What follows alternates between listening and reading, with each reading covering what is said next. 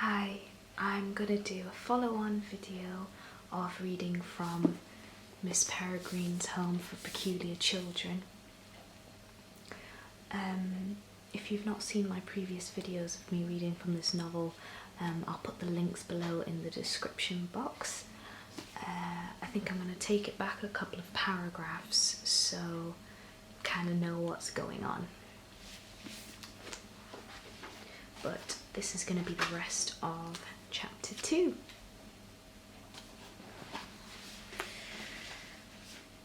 Still, Dr. Golan wouldn't let me quit. He suggested I look into Ralph Waldo Emerson, a supposedly famous old poet. Emerson wrote his fair share of letters, he said. Maybe that's what your grandfather was referring to. It seemed like a shot in the dark, but just to get Golan off my back, one afternoon I had my dad drop me at the library so I could check it out. I quickly discovered that Ralph Waldo Emerson had indeed written lots of letters that had been published. For about 3 minutes I got really excited, like I was close to a breakthrough, and then two things became apparent. First, that Ralph Waldo Emerson had lived and died in the 1800s, and therefore could not have written any letters dated September 3rd, 1940, and second, that his writing was so dense and arcane that it couldn't be possibly have led the slightest interest from my grandfather, who wasn't exactly an avid reader. I discovered Emerson's sporific qualities the hard way, by falling asleep with my face in the book, drooling all over an essay called Self-Reliance, and having the vending machine dream for the 6th time that week. I woke up screaming. I was unceremoniously ejected from the library, cursing Dr. Golan and his stupid theories all the while. The last straw came a few days later when my family decided it was time to sell Grandpa Portman's house. Before prospective buyers could be allowed inside, though, the place had to be cleaned out. On the advice of Dr. Golan, who thought it would be good for me to confront the scene of my trauma, I was enlisted to help my dad and Aunt Susie sort through the detritus. For a while after we got to the house, my dad kept taking me aside to make sure I was okay. Surprisingly, I seemed to be, despite the scraps of police tape clinging to the shrubs and the torn screen on the lanai flapping in the breeze. These things, like the rented dumpster that stood on the curb, waiting to swallow what remained of my grandfather's life, made me sad, not scared. Once it became clear I wasn't about to suffer a mouth-frothing freak-out, we got down to business. Armed with garbage bags, we proceeded grimly through the house, emptying shelves and cabinets and crawl spaces, discovering geometries of dust beneath objects unmoved for years. We built pyramids of things that could be saved or salvaged, and pyramids of things destined for the dumpster. My aunt and father were not sentimental people, and the dumpster pile was always the largest. I lobbied hard to keep certain things, like the 8-foot stack of water-damaged National Geographic magazines teetering in the corner of the garage. How many afternoons had I spent poring over them, imagining myself among the mud of men of New Guinea or discovering a cliff-top castle in the kingdom of Bhutan. But I was always overruled. Neither was I allowed to keep my grandfather's collection of vintage bowling shirts. They're embarrassing, my dad claimed. His big band and swing 78s. Someone will pay good money for those. Or the contents of his massive, still-locked weapons cabinet. You're kidding, right? I hope you're kidding. I told my dad he was being heartless. My aunt fled the scene, leaving us alone in the study where we'd been sorting through a mountain of old financial records. I'm just being practical. This is what happens when people die, Jacob. Yeah, and how about when you die? Should I burn all your old manuscripts? He flushed. I shouldn't have said it. Mentioning his half-finished book projects was definitely below the belt. Instead of yelling at me, though, he was quiet. I brought you along today because I thought you were mature enough to handle it. I guess I was wrong. You are wrong. You think getting rid of all Grandpa's stuff will make me forget him, but it won't. He threw up his hands. You know what? I'm sick of fighting about it. Keep whatever you want. He tossed a sheaf of yellowed papers at my feet. Here's an itemized schedule of deductions from the year Kennedy was assassinated. Go, have it framed. I kicked away the papers and walked out, slamming the door behind me, and then waited in the living room for him to come out and apologise. When I heard the shredder roar to life, I knew he wasn't going to, so I stomped across the house and locked myself in the bedroom. It smelled of stale air and shoe leather, and my grandfather's slightly sour cologne. I leaned against the wall, my eyes following a trail worn into the carpet between the door and the bed, where a rectangle of muted sun caught the edge of a box that poked out from beneath the bedspread. I went over and knelt down and pulled it out. It was the old cigar box, enveloped in dust as if he'd left it there just for me to find. Inside were the photos I knew so well. The invisible boy, the levitating girl, the boulder lifter, the man with a face painted on the back of his head. They were brittle and peeling, smaller than I remembered too. And looking at them now as an almost adult, it struck me how blatant the fakery was. A little burning and dodging was probably all it took to make the invisible boy's head disappear. The giant rock being hoisted by that suspiciously scrawny kid could have easily been made out of the plaster or foam. But these observations were too subtle for a 6-year-old, especially one who wanted to believe. Beneath those photos were 5 more that Grandpa Portman had never shown me. I wondered why, until I looked closer. 3 were so obviously manipulated that even a kid would have seen through them.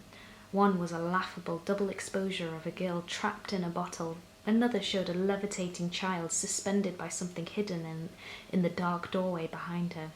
The third was a dog with a boy's face pasted crudely onto it. As if these weren't bizarre enough, the last 2 were like something out of David Lynch's nightmares. One was an unhappy young contortionist doing a frightening backbend. In the other, a pair of freakish twins were dressed in the weirdest costumes I'd ever seen.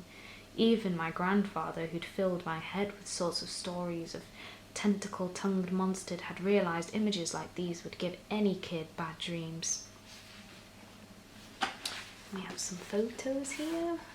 It's one of the girl in the bottle. I don't know if you can see that. And this is the floating baby with the doorway behind her.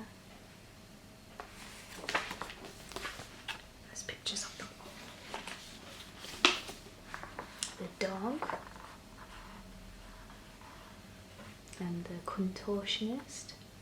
She doesn't look very happy, does she? And then the weird twins.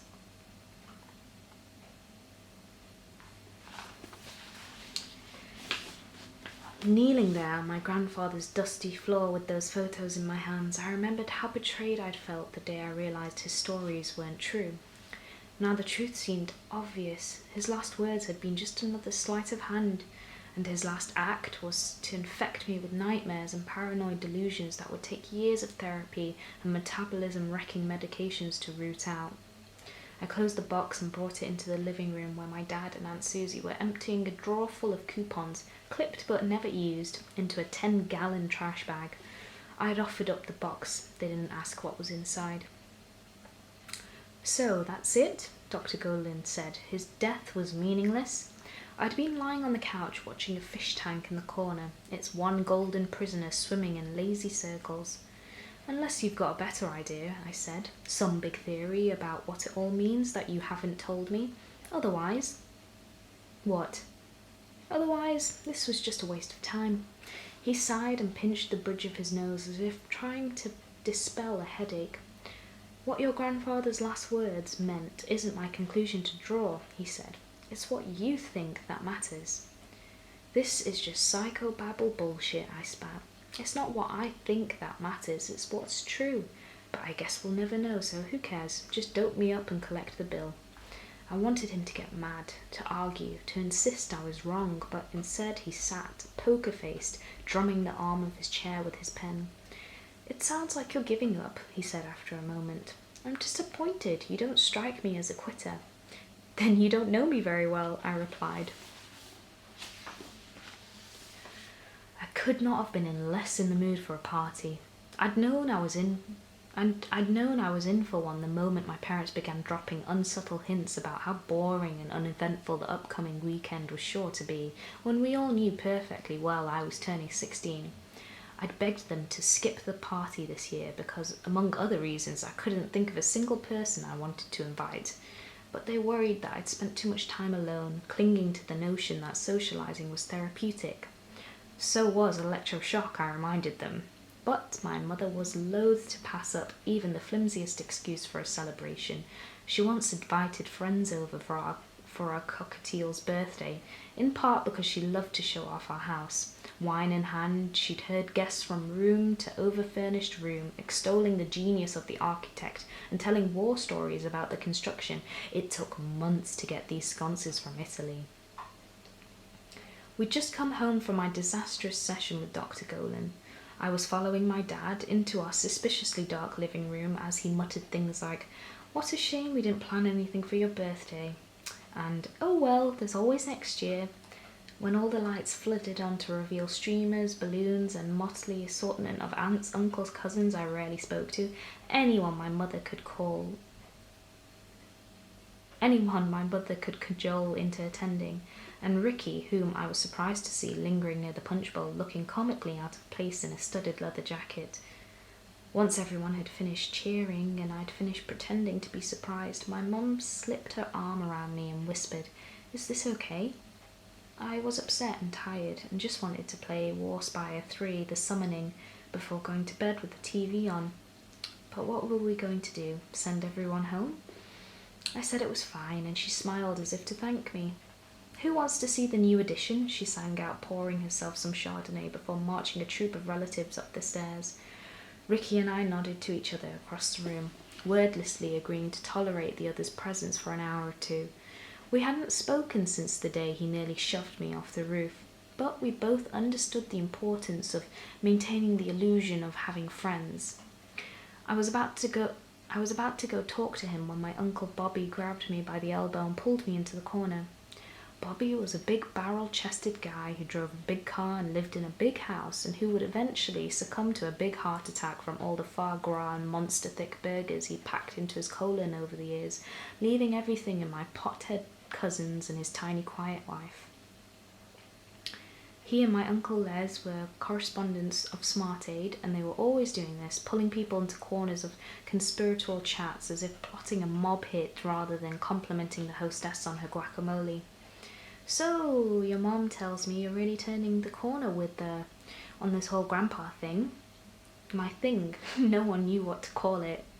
"Acute stress reaction," I said. "What?" "That's what I have, whatever." "That's good, real good to hear." He waved his hand as if putting all that unpleasantness behind us. "So your mom and I were thinking how you'd like to come up to Tampa this summer, see how the family business works. Crack heads with me at HQ for a while, unless you love stocking shelves." He laughed so loudly that I took an involuntary step backward. "You could even stay at the house, do a little tarpon fishing with me and your cousins on the weekends." He then spent 5 long minutes describing his new yacht, going into elaborate, almost pornographic detail, as if that alone were enough to close the deal. When he finished, he grinned and stuck out his hand for me to shake. "So, what do you think, J-Dog?" I guess it was designed to be an offer I couldn't refuse, but I'd have rather spent the summer in a Siberian labour camp than live with my uncle and his spoiled kids. As for working at Smart Aid HQ, I knew it was probably an inevitable part of my future, but I'd been counting on at least a few more summers of freedom and 4 years of college before I had to lock myself into a corporate cage. I hesitated, trying to think of a graceful way out. Instead, what I said was, "I'm not sure my psychiatrist would think it's such a great idea right now." His bushy eyebrows came together. Nodding vaguely, he said, "Oh, well, sure, of course. We'll just play it by ear then, pal. How's that sound?" And then he walked off without waiting for an answer, pretending to see someone across the room whose elbow he needed to grab. My mother announced that it was time to open presents. She'd always insisted I do this in front of everyone, which was a problem because, as I may have mentioned already, I'm not a good liar. That also means I'm not good at feigning gratitude for re-gifted CDs of country Christmas music or subscriptions to Field and Stream. For years, Uncle Les has laboured under the baffling delusion that I am outdoorsy, but for decorum's sake I forced a smile and held up each unwrapped trinket for all to admire until the pile of presents left on the coffee table had shrunk to just 3. I reached for the smallest one first. Inside was the key to my parents' 4-year-old luxury sedan. They were getting a new one, my mom explained, so I was inheriting the old one. My first car. Everyone oohed and ahed, but I felt my face go hot. It was too much, like showing off to accept such a lavish present in front of Ricky, whose car cost less than my monthly allowance at age 12. It seemed like my parents were always trying to get me to care about money, but I didn't really. Then again, it's easy to say you don't care about money when you have plenty of it. The next present was the digital camera I'd begged my parents for last summer. Wow, I said, testing its weight in my hand. This is awesome. I'm outlining a new bird book, my dad said. I was thinking maybe you could take some pictures.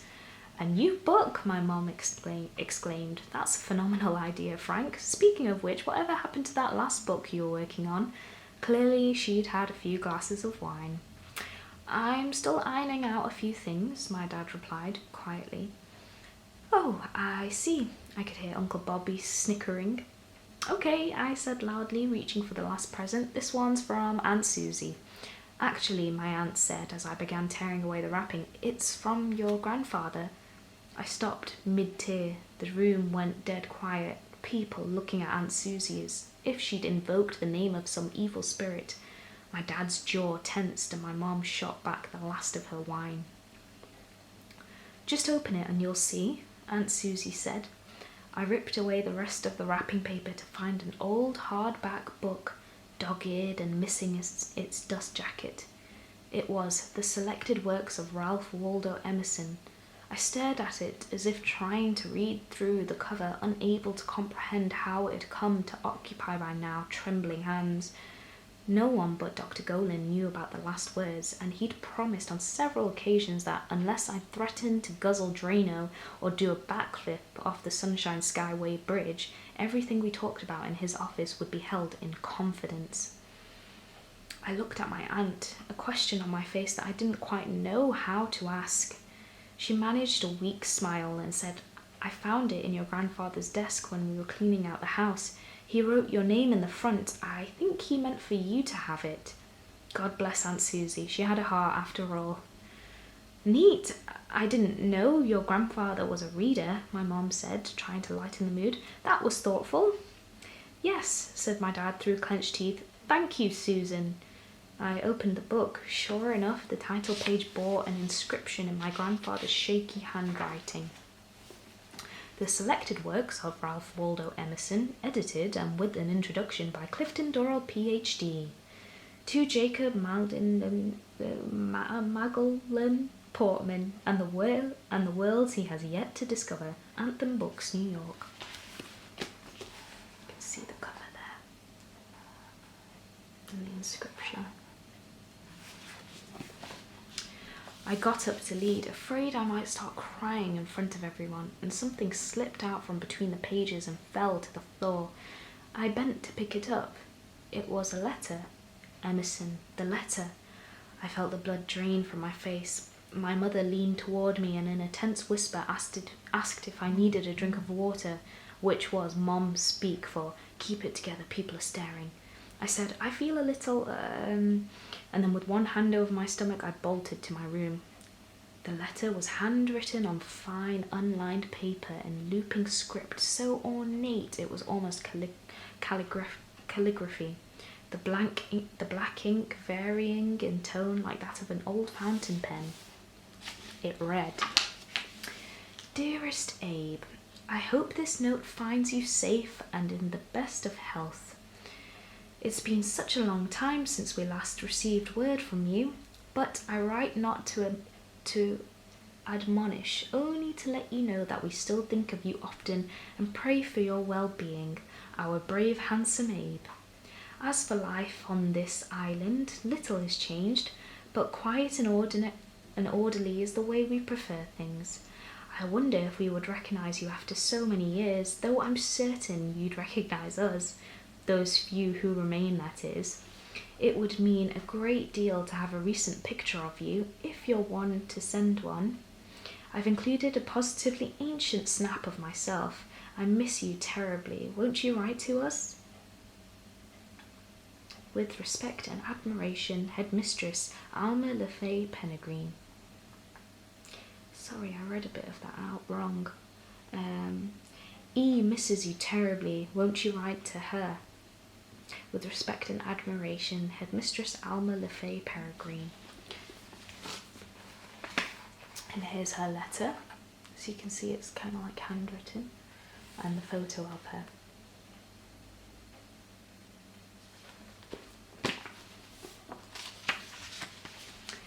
As promised, the writer had enclosed an old snapshot. I held it under the glow of my desk lamp, trying to read some detail in the woman's silhouetted face, but there was none to find. The image was so strange, and yet it was nothing like my grandfather's pictures. There were no tricks here. It was just a woman smoking a pipe. It looked like Sherlock Holmes's pipe, curved and drooping from her lips. My eyes kept coming back to it. Was this what my grandfather had meant for me to find? Yes, I thought, it has to be. Not the letters of Emerson, but a letter tucked inside Emerson's book. But who was this mistress? This Peregrine woman? I studied the envelope for a return address, but found only a fading postmark that read Carnholm Isle, Kew, UK. UK, that was Britain. I knew from studying atlases as a kid that, I'm sorry, I so don't know how to pronounce this properly, Cymru meant Wales.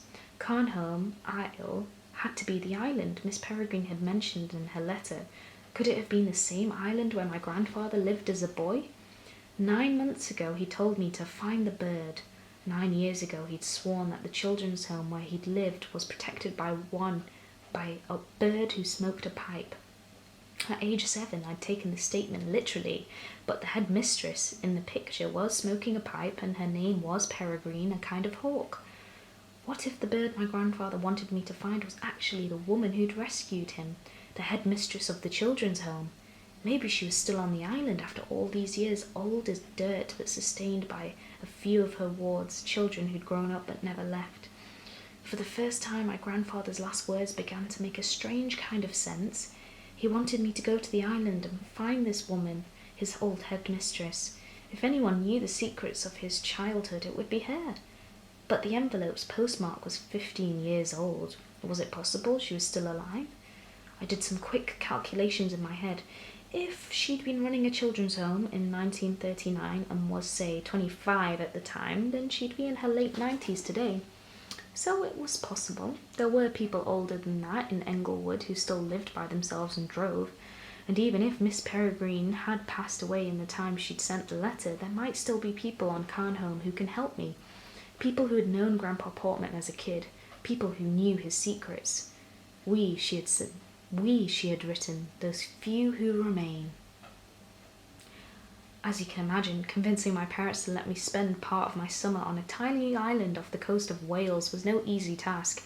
They, particularly my mother, had many compelling reasons why this was a wretched idea, including the cost, the fact that I was supposed to spend the summer with Uncle Bobby, learning how to run a drug empire, and that I had no one to accompany me since neither of my parents had any interest in going, and I certainly couldn't go alone.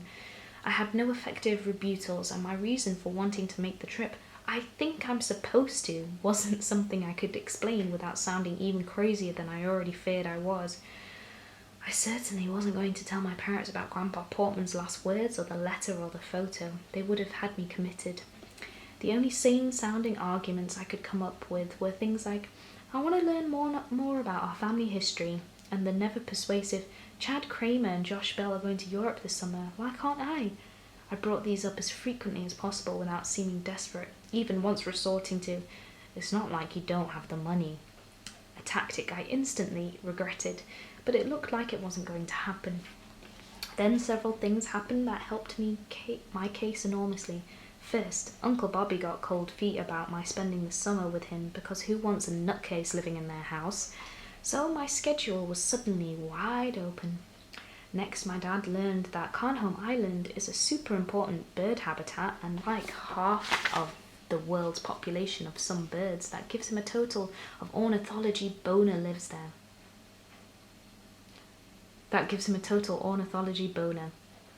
He started talking a lot about his hypothetical new bird book, and whenever the subject came up, I did my best to encourage him and sound interested.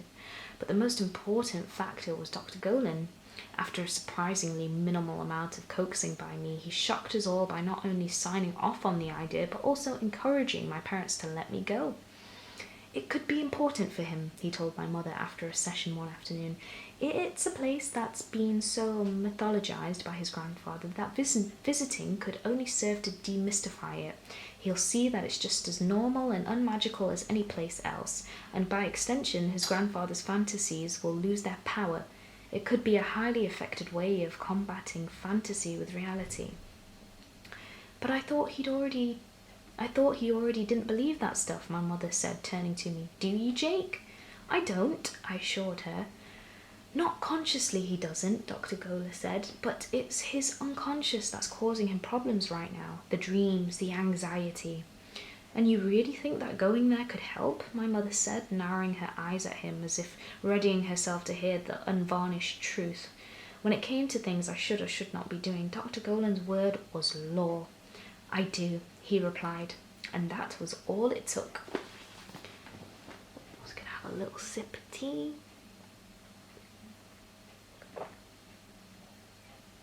Mr. Scruff mug says, oh, make us a brew.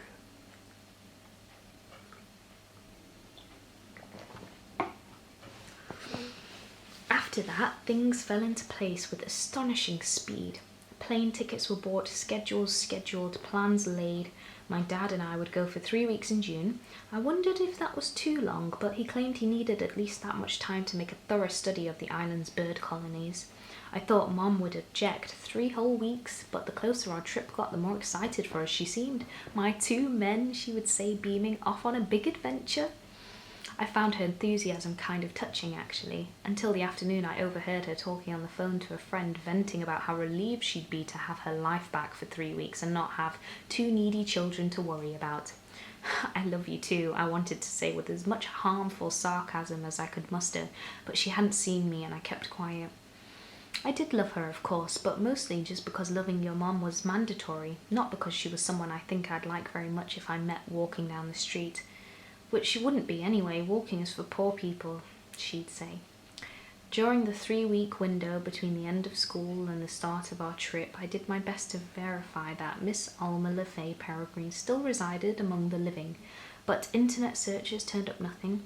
Assuming she was still alive, I'd hoped to get her on the phone and at least warn her that I was coming, but I soon discovered that almost no one on Conhome even had a phone. I found only one number for the entire island, so that's the one I called. It took nearly a minute to connect, the line hissing and clicking, going quiet then hissing again, so that I could feel every mile of the vast distance my call was spanning. Finally, I heard that strange European ring. Wab, wab, wab, wab. A man whom I could only assume was profoundly intoxicated answered the phone. "Piss hole," he bellowed. There was an unholy amount of noise in the background, the kind of dull roar you'd expect at the height of a raging frat party. I tried to identify myself, but I don't think he could hear me. "Piss hole," he bellowed again. "Who's this now?" But before I could say anything, he'd pulled the receiver away from his head to shout at someone. "I said shut up, you dozy bastards, I'm on the..." And then the line went dead. I sat there with the receiver to my ear for a long, puzzled moment, then hung up. I didn't bother calling back. If Carnhome's only phone connected to some den of iniquity called the Piss Hole, how did that bode for the rest of the island? Would my first trip to Europe be spent evading drunken maniacs and watching birds evacuate their bowels on rocky beaches? Maybe so. But if it meant that I'd finally be able to put my grandfather's mystery to rest and get on with my unextraordinary life, anything I had to endure would be worth it. And that is the end of chapter 2. I hope you enjoyed that, and I will be coming back with chapter 3